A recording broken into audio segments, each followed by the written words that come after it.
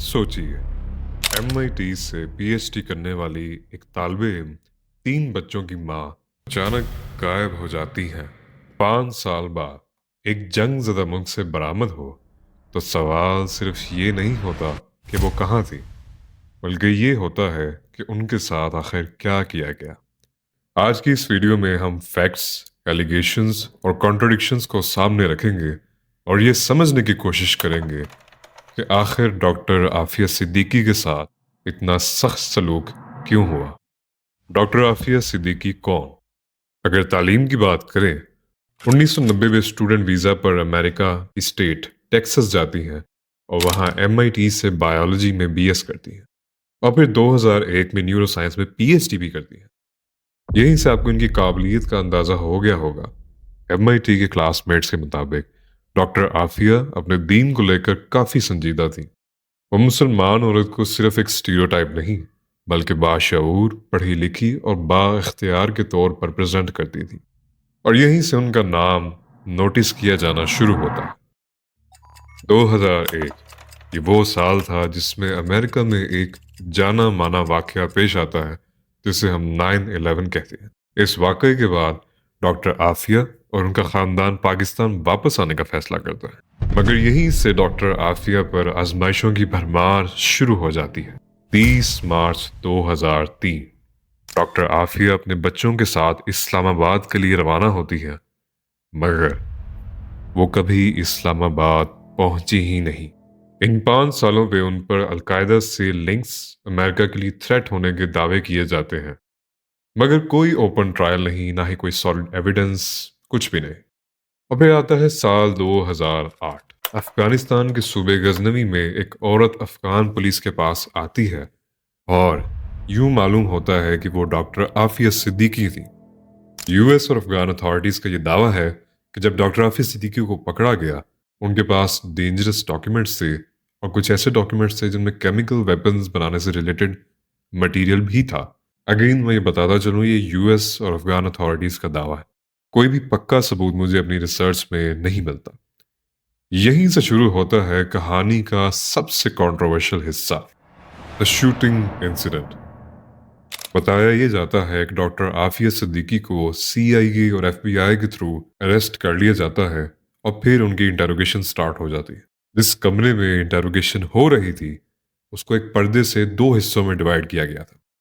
एक हिस्से में US के कुछ ऑफिशियल्स आपस में डिस्कशंस और जो भी प्लानिंग कर रहे थे वो वहां मौजूद थे।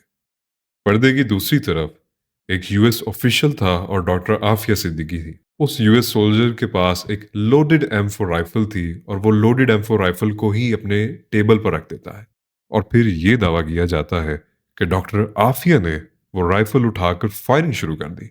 2 गोलियां चलती हैं, निशाना चूक जाता है, मगर सुनने में ये भी मिलता है कि शायद उन्होंने कुछ सोल्जर्स को जख्मी कर दिया।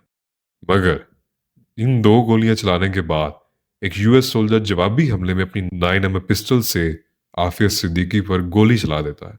वो शदीद जख्मी हो जाती हैं। उन्हें फौरन अफगानिस्तान में मौजूद US बेस ले जाया जाता है जहां उनका इलाज किया जाता है।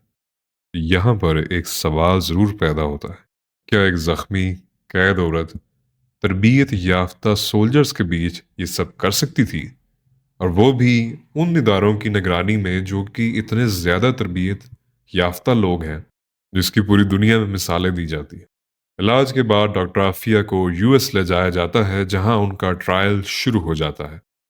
कई पेशियां गुजर जाती हैं और एक पेशी के दौरान वो जज को इंटरप्ट करके कहती है, मैं इस अदालत का बायकॉट करती हूँ। मैं जानती हूँ कि मैं बेकसूर हूँ, मगर मैं ये साबित नहीं कर सकती। ये जुमला बहुत से लोगों के लिए टर्निंग पॉइंट बन जाता है। क्या ये टारगेटिंग थी?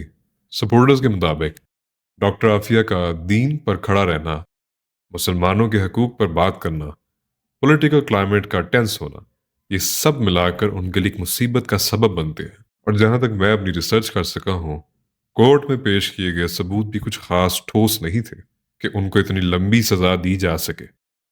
मेरा जाती तौर पर यह कहना है कि इस केस में बहुत से सवालात अभी भी जवाबों के मुंतजिर हैं। सबसे बढ़कर डॉक्टर आफिया का माजी का रिकॉर्ड भी कभी क्रिमिनल नहीं रहा। اور اتنی ریسرچ کے بعد بھی مجھے یہ کیس ون سائڈڈ لگتا ہے۔ اس کی وجہ یہ ہے کہ جتنے بھی اس میں ریسورسز ہیں وہ موسٹلی یو ایس کے ہیں یا افغانستان کے۔ اس کے علاوہ ایک اور چیز ہے جس پہ میں بات کرنا چاہتا ہوں، جو میں نہیں جانتا کہ یہ خطرناک ہے یا نہیں۔ ڈاکٹر عافیہ صدیقی یہودیوں کے خلاف بھی کافی باتیں کیا کرتی تھی۔ سب سے بڑی مثال یہ ہے کہ وہ اپنے ہی لائرز کے خلاف ایک دفعہ بولی تھی جو کہ جوئش تھے۔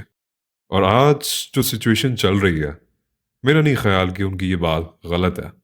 اسرائیل کا غزہ پر مسلسل حملے کرنا اور بس نام کے سیز فائر کروا دیا جانا، یونائٹڈ نیشنز کچھ نہیں کر رہی۔ یہ سب کیا ثبوت دے رہا ہے کہ اسرائیل یعنی جوش لوگوں کا انفلوئنس کافی زیادہ ہے، اور ہم لوگ ان کی پہنچ سے بہت دور ہو چکے ہیں۔ یہ کیس صرف ایک عورت کا نہیں، یہ جسٹس سسٹم، پاور اور ہیومن رائٹس پر ایک سوال ہے۔ اگر ویڈیو پسند آئے تو اسے شیئر کریں، کیونکہ کچھ کہانیاں بھلائی نہیں جانی چاہیے۔ اللہ حافظ۔